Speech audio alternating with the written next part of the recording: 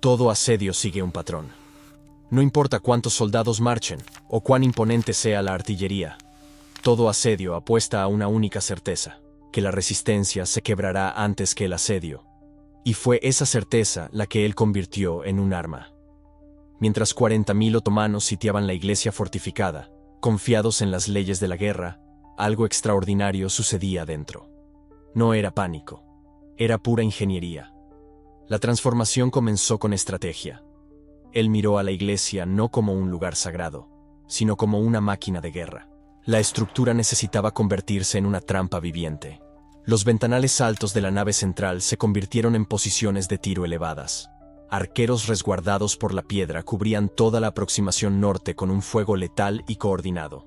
Pero no se detuvo ahí. Las escaleras del campanario fueron reforzadas con vigas. Si el enemigo invadía, cada escalón se convertiría en un punto de estrangulamiento. Como último recurso, las vigas podían ser derribadas, bloqueando el acceso. Los espacios entre columnas se volvieron posiciones defensivas. Las barricadas crearon fortalezas internas. Si el enemigo penetraba, encontraría una secuencia de puntos fortificados, desangrando el ímpetu del ataque a cada metro. Las limitaciones se convirtieron en ventajas. Con pocos soldados, diseñó la defensa para multiplicar su fuerza exponencialmente. Pasillos estrechos donde un hombre defendía como 5, ángulos de tiro donde 3 hacían el trabajo de 20. La geometría de la iglesia se convirtió en su mejor aliada. Los suministros fueron asignados con precisión quirúrgica. Flechas distribuidas por prioridad. Agua almacenada en lugares separados. Comida racionada desde el primer día. Y la trampa estaba siendo construida. Pero la modificación de la iglesia era solo la primera capa. La verdadera genialidad estaba en cómo él veía el entorno a su alrededor. Porque mientras los otomanos veían solo un valle estratégico que daba acceso a las rutas comerciales de Europa Central, él veía un arsenal esperando ser activado. La geografía de aquel lugar no era neutral. Nunca lo fue. La iglesia estaba en una elevación sutil. Aquellos metros extra daban ventaja visual y balística a los defensores, mientras forzaban a los atacantes a subir cansados y lentos. Y él transformó eso en ciencia. Las líneas de visión fueron mapeadas con precisión obsesiva.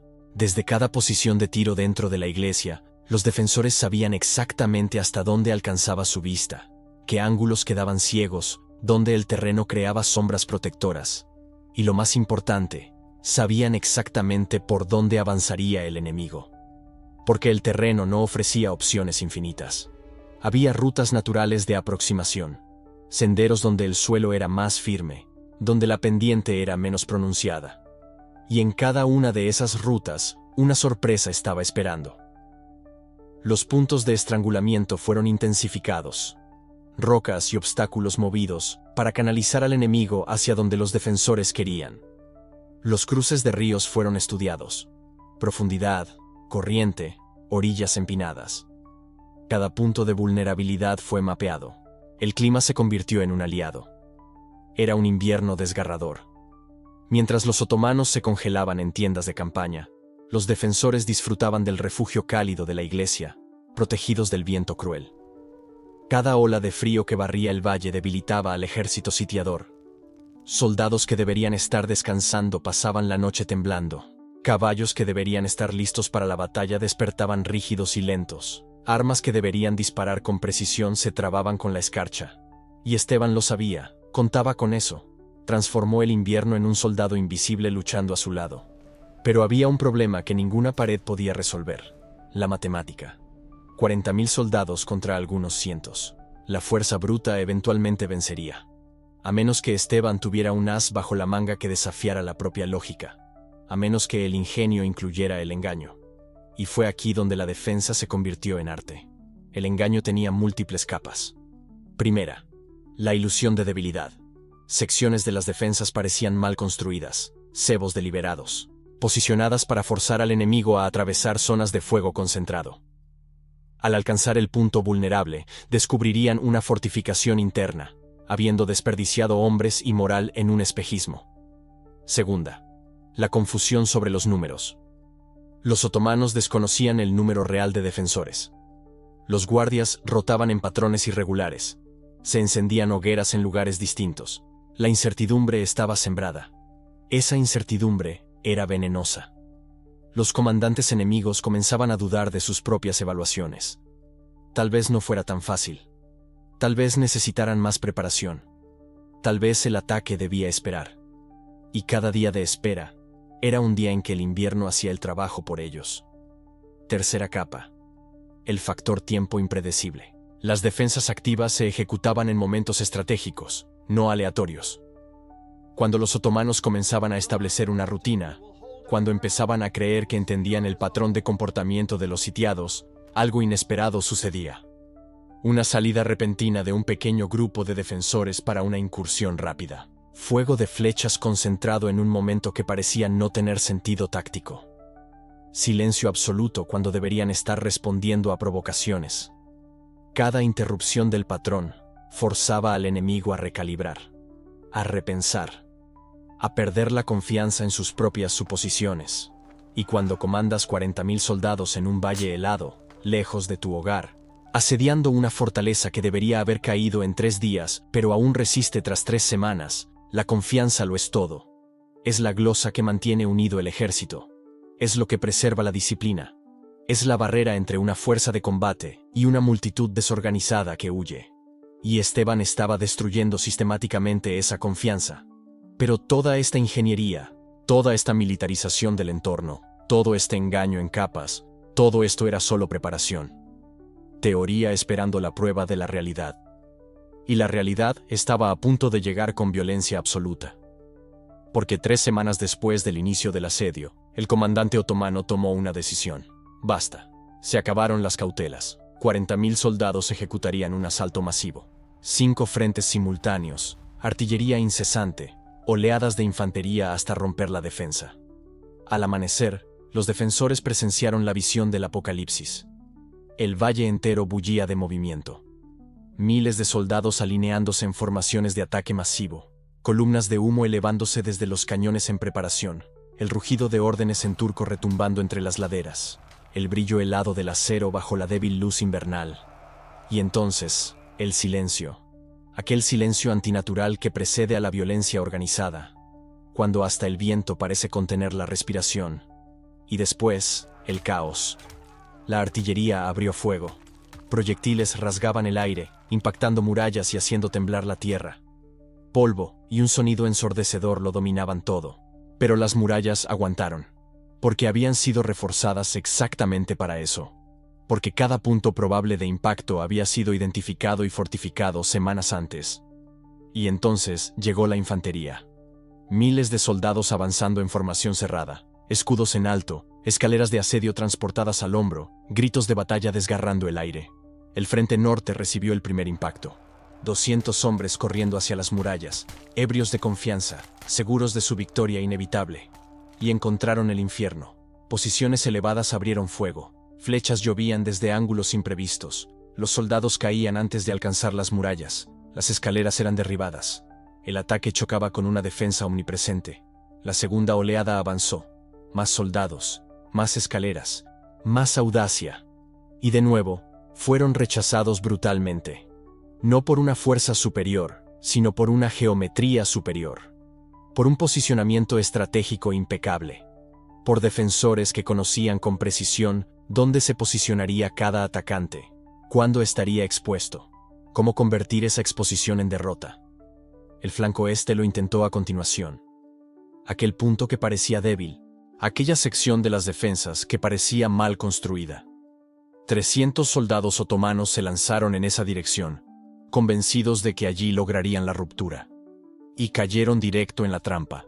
El terreno los canalizó hacia la zona de fuego. La debilidad era un cebo fortificado, imposible de romper sin pérdidas catastróficas. Y se retiraron. 3 frentes atacando simultáneamente. 3 frentes repelidas. Cientos de bajas otomanas. Y dentro de la iglesia, los defensores aún mantenían sus posiciones, aún controlaban sus sectores, aún respiraban. El plan estaba funcionando, pero a un costo. Las flechas consumiéndose más rápido de lo planeado. Heridos comenzando a acumularse. La fatiga instalándose en los rostros de los defensores que habían luchado sin pausa durante 2 horas consecutivas. Y allá afuera, 40.000 soldados aún esperaban. El comandante otomano observó el resultado del primer asalto con creciente frustración. Aquello debería haber terminado. Ese puñado de defensores debería estar muerto o rindiéndose. Pero no lo estaban. Aún resistían. Aún mantenían esa maldita iglesia. Y entonces tomó la decisión que lo cambiaría todo. Nada de más sondeos. Nada de más tácticas cautelosas. En la próxima embestida, todo el peso del ejército sería lanzado simultáneamente. 5 frentes al mismo tiempo. 10.000 soldados en la primera oleada. Artillería disparando hasta que las murallas se redujeran a polvo. Un ataque tan masivo que ningún ingenio, ninguna defensa inteligente podría resistir. Porque al fin y al cabo, él creía en la matemática simple de la guerra, y 40.000 siempre vencerán a unos pocos cientos. Pero estaba a punto de cometer el error más sangriento de su carrera. Y mientras los otomanos se reorganizaban para el asalto final, mientras oficiales gritaban órdenes y soldados ajustaban armaduras y afilaban espadas, dentro de la iglesia una preparación diferente estaba sucediendo. Esteban caminó lentamente entre los defensores exhaustos. Miró cada rostro marcado por el hollín y la sangre. Vio hombres que habían superado sus propios límites y ahora enfrentaban la perspectiva de superarlos aún más. Vio ojos que sabían lo que se avecinaba, que entendían las probabilidades, que reconocían la matemática brutal de la guerra. Y no vio rendición, vio algo diferente. Vio hombres que habían decidido que esa iglesia no caería. Simplemente no lo permitirían.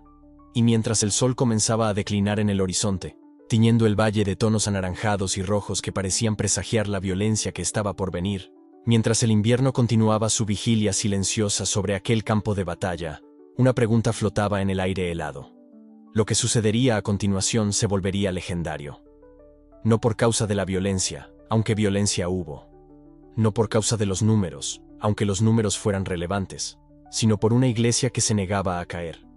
Por defensores que transformaron la arquitectura en arma. Por un estratega que vio lo que nadie más lograba ver. Que cada asedio es una apuesta psicológica. Y que cuando inviertes esa psicología, cuando transformas la certeza del enemigo en duda, cuando haces que 40.000 soldados cuestionen si realmente pueden vencer contra unos pocos cientos, no estás solo defendiendo una posición, redefines el significado de la victoria. El asalto final llegó al amanecer. 40.000 contra una iglesia. La niebla se disipó, revelando el último intento otomano. Los tambores de guerra resonaban por la llanura helada mientras las tropas turcas se organizaban en formaciones masivas. Era imposible no sentir el peso de aquella visión. Cada defensor sabía que este sería el momento decisivo. O la ingeniería de Esteban funcionaba a la perfección, o todos morirían en aquellas paredes. Pero algo era diferente en este ataque. Los otomanos habían aprendido de los asaltos anteriores. Esta vez, trajeron escaleras reforzadas, torres de asedio móviles y grupos especializados en combate urbano. Mehmed Pachá, el comandante otomano, había estudiado cada fallo de los ataques anteriores. Sabía que los moldavos tenían algo preparado. Solo que no sabía exactamente qué. La trampa estaba lista. Todo lo que quedaba era que los otomanos cayeran en ella. Las primeras oleadas avanzaron a las 6 de la mañana. Miles de soldados corriendo a través del terreno helado hacia los muros exteriores. El suelo que Esteban había preparado cuidadosamente. Durante la noche, los defensores habían vertido agua en las rutas de aproximación. Ahora, con la temperatura bajo cero, esos senderos eran láminas de hielo puro. Los soldados otomanos comenzaron a resbalar, caer y tropezar unos con otros. Las formaciones organizadas se transformaron en caos antes incluso de alcanzar los muros. Cañones móviles en trineos fueron revelados, silenciosos. Abrieron fuego en ángulos cruzados cuando los otomanos alcanzaron los muros, creando zonas mortales. El genio de Esteban residía en entender que una fuerza pequeña no necesita vencer frontalmente. Necesita hacer imposible que el enemigo use su propia fuerza. Los otomanos tenían 40.000 hombres, pero solo conseguían enviar unos cientos a la vez a través de los caminos de aproximación. Y cada grupo que avanzaba encontraba una nueva capa de defensa. Cuando los primeros soldados turcos finalmente escalaron el muro exterior, pensaron haber conquistado algo. Pocos sabían que Esteban había diseñado ese muro para ser sacrificable. Del lado interno, los defensores moldavos esperaban protegidos por una segunda línea de fortificaciones. Barricadas hechas de madera, piedra e incluso carros destruidos formaban un laberinto mortal. Cada pasillo llevaba a una zona de muerte donde los arqueros podían disparar desde posiciones elevadas sin ser alcanzados. El valle se convirtió en un infierno de caos. Soldados otomanos encontraban la muerte atacados por el frente mientras grupos tácticos los cercaban por los flancos. El ruido era infernal. Órdenes en turco perforando el aire, el silbido de flechas rasgando la atmósfera, el retumbo ensordecedor de los cañones en trineos siendo reposicionados constantemente. Los otomanos no solo combatían contra hombres, sino contra el propio terreno que Esteban había convertido en un arma viviente. Hacia las 9 de la mañana, Mehmed Pachá se dio cuenta de algo terrible. Sus soldados no solo estaban siendo derrotados, estaban siendo canalizados. Cada ruta de ataque que parecía prometedora llevaba a una zona mortal. Cada brecha en los muros era en realidad un embudo que concentraba sus tropas exactamente donde los defensores querían. Estaba luchando contra un ingeniero que pensaba como un estratega, pero Mehmed era veterano de decenas de asedios. Aún tenía los números. Ordenó un ataque coordinado en 3 frentes simultáneos. Si los moldavos habían preparado trampas, él los obligaría a dispersarse demasiado. 40.000 hombres permitían esa flexibilidad. Incluso perdiendo miles, aún tenía soldados suficientes para aplastar la defensa. La presión sobre los defensores aumentó drásticamente. Esteban observaba desde una torre improvisada, calculando. Él había previsto esto. Sabía que eventualmente los otomanos usarían su única ventaja real, los números absolutos. Era el momento de revelar la última capa de la trampa. Las paredes internas de la iglesia no eran simples piedra. Eran estructuras huecas cargadas de materiales inflamables y escombros estratégicamente ubicados. Esteban había dejado aberturas calculadas por donde verter calderas de fuego ardiente. Cuando los otomanos finalmente penetraron la segunda línea de defensa e intentaron escalar la iglesia, los defensores desataron un infierno literal. Aceite, brea y piedras calientes caían desde ángulos impredecibles. Canales internos creaban cortinas de llamas en las paredes, haciendo la escalada imposible. El punto de inflexión ocurrió a las 11 de la mañana. Un grupo de élite otomano, los genízaros, logró abrir una brecha real en una sección lateral de la iglesia. Por unos minutos aterradores, parecía que la defensa finalmente se rompería. 50 de los mejores soldados del imperio estaban dentro del perímetro final. Descubrieron la última innovación. El interior era un laberinto de compartimentos. Los genízaros fueron aislados en grupos pequeños y enfrentados por defensores con hachas y lanzas en combate cerrado. El combate fue brutal y devastador. Los genízaros eran guerreros de élite, pero estaban atrapados en territorio totalmente dominado por el enemigo, sin espacio para maniobras, sin claridad táctica del campo de batalla, incapaces de desplegar su legendaria disciplina. En menos de 10 minutos, todos fueron aniquilados o capturados.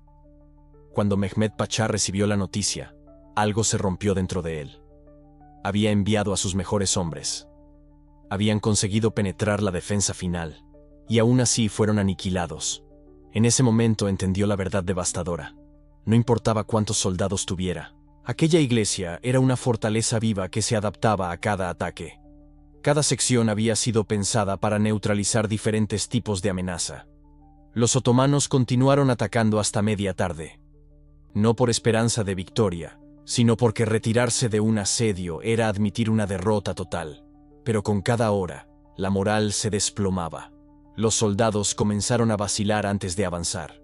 Los oficiales tenían que obligar a las tropas a atacar. El miedo se extendió por las filas como una enfermedad. A las 3 de la tarde, la niebla regresó. Esta vez, fue Mehmed quien la vio como una maldición. Ordenó la retirada. No una retirada estratégica, sino una huida total y desvergonzada. Los otomanos abandonaron equipamiento. Dejaron atrás a los heridos y huyeron de la iglesia, moldava como almas perseguidas por demonios. Cuando el silencio finalmente descendió sobre el campo de batalla, los números eran imposibles de creer. 40.000 soldados otomanos habían atacado. Solo unos cientos de defensores moldavos habían resistido. Las bajas otomanas se estimaban en más de 15.000 muertos o heridos. Las bajas moldavas, menos de 300.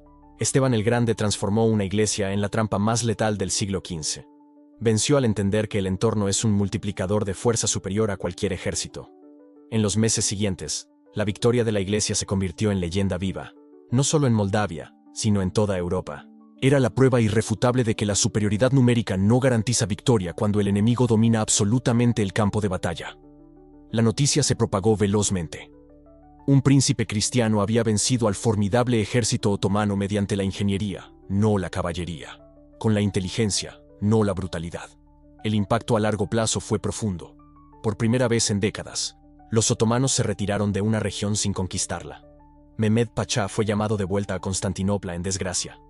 El sultán estaba furioso, no por la derrota en sí, sino por el hecho de que un solo hombre había humillado a un ejército entero. La reputación de invencibilidad otomana tenía grietas. Más importante aún, la batalla cambió la forma en que se pensaba la guerra defensiva. Antes de Esteban, las fortificaciones se veían como muros gruesos y torres altas. Después de él, los ingenieros militares comenzaron a pensar en profundidad, capas de defensa, trampas integradas, uso del terreno como arma activa. La Iglesia moldava se convirtió en un caso de estudio en academias militares durante siglos. Pero aquí está el secreto que casi nadie conoce. Lo que Esteban logró no fue simplemente ganar una batalla medieval. Descodificó un sistema estratégico universal que puedes aplicar hoy para conquistar cualquier desafío aparentemente imposible. Primer principio: conciencia ambiental. Esteban transformó cada centímetro en una ventaja. El hielo rompía formaciones, los muros guiaban el fuego. Cuando no se puede ganar con fuerza bruta, conviertes el campo de batalla en tu aliado. Esto se aplica hoy, en los negocios, en la política, en cualquier competencia desigual. No luches en la arena del adversario. Transforma la arena. Usa recursos que el oponente ignora. Haz que el entorno trabaje a tu favor. Segundo principio: dominio psicológico mediante resistencia impredecible. Mehmed esperaba rendición rápida. Todos la esperaban. Una iglesia pequeña no debería resistir un día contra 40.000 soldados. Pero Esteban comprendió algo profundo. Las expectativas destrozadas infligen más daño que cualquier espada. Cada ataque rechazado no solo aniquilaba otomanos, sino que erosionaba su confianza fundamental. Tras el quinto asalto fallido, los soldados comenzaron a creer que esa iglesia era literalmente invencible. La psicología importa. A veces, simplemente durar más de lo esperado ya es una victoria. Hacer que el oponente dude de su propia superioridad, transformar la confianza en miedo. Tercer principio: limitaciones de recursos como motores de innovación. Esteban no tenía 40.000 hombres, no tenía cañones pesados, no tenía murallas gigantescas. Así que inventó soluciones que los grandes ejércitos nunca necesitaron considerar. Cañones en trineos móviles, paredes huecas llenas de material inflamable, compartimentos internos con cortinas pesadas. Cada limitación forzó la creatividad. Parece contradictorio, pero la abundancia de recursos mata frecuentemente la innovación. Cuando lo posees todo, aplicas soluciones convencionales. Cuando careces de todo, debes replantear radicalmente tu estrategia. Los avances militares más brillantes de la historia nacieron de ejércitos minoritarios enfrentándose a imperios. Cuarto principio: comprensión arquitectónica en la planificación militar. La mayoría de los comandantes ven los edificios como un escenario estático. Esteban vio la iglesia como un organismo vivo que podía ser modificado para luchar junto con él. Entendió la carga estructural, el flujo de movimiento, los puntos de estrangulamiento naturales. Transformó el conocimiento de ingeniería civil en ventaja militar. Esto es especialización cruzada. Tomar experiencia de un campo y aplicarla en contextos completamente diferentes. Las estrategias más brillantes frecuentemente emergen de fusionar conocimientos que ordinariamente permanecen separados. Ahora, mirando el panorama general, ¿qué revela esta historia sobre la capacidad humana bajo presión extrema? Primero, demuestra que la inteligencia táctica derrota la fuerza bruta cuando hay preparación rigurosa. Esteban no improvisó durante la batalla. Invirtió semanas transformando esa iglesia sistemáticamente. Cada detalle fue calculado. Cada trampa fue probada exhaustivamente. La verdadera genialidad residía en la preparación meticulosa, no en el heroísmo improvisado del momento. Segundo, evidencia el poder de explotar ventajas asimétricas. Los otomanos poseían superioridad numérica. Esteban controlaba el terreno, disponía de tiempo para preparación y poseía la motivación de quien defiende su tierra sagrada. No buscó contrarrestar la fuerza otomana directamente. Magnificó sus propias ventajas hasta que superaron abrumadoramente la superioridad numérica enemiga. Tercero, comprueba que los sistemas arquitectónicamente perfectos superan el talento individual. No fue Esteban exclusivamente quien logró la victoria. Fue el sistema defensivo que construyó. Un sistema tan sólido que incluso defensores ordinarios podían ejecutarlo con precisión letal. Los soldados moldavos no eran guerreros excepcionales. Eran personas comunes operando dentro de un marco estructural excepcional.